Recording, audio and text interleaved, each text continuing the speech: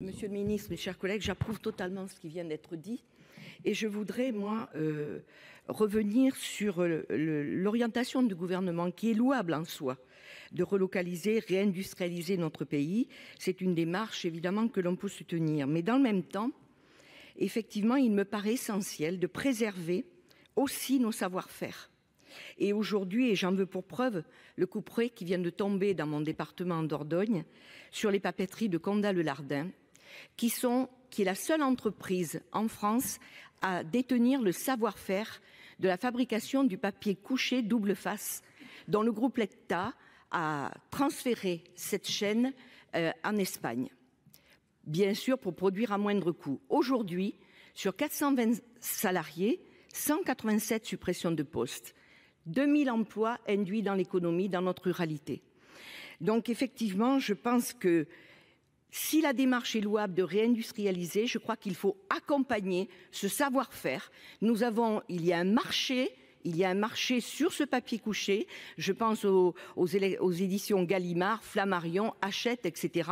Nous avons le devoir, et je sais, Monsieur le Ministre, et je remercie votre cabinet d'avoir répondu à ma demande d'entretien. Je m'en félicite, mais je pense que là, nous avons une bataille à mener. En tout cas, je serai aux côtés des élus et nous l'amènerons jusqu'au bout, parce qu'il est inadmissible que nous ne puissions pas, alors que dans le même temps, ils ont installé une chaudière biomasse qui a été très largement subventionnée par l'État, la région, à plusieurs reprises. Voilà. Concernant la papeterie et le dossier que vous mentionnez, Madame la sénatrice, vous le savez, il y a deux lignes dans cette papeterie. Une ligne qui fait du carton, qui est extrêmement moderne, qui a été accompagnée par l'État d'ailleurs et la région, et qui va continuer.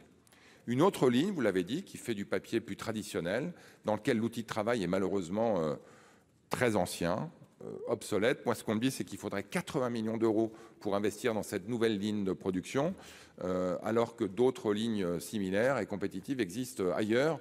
L'entreprise a décidé du coup de délocaliser cette ligne de production, s'est engagée auprès de nous à maintenir la première.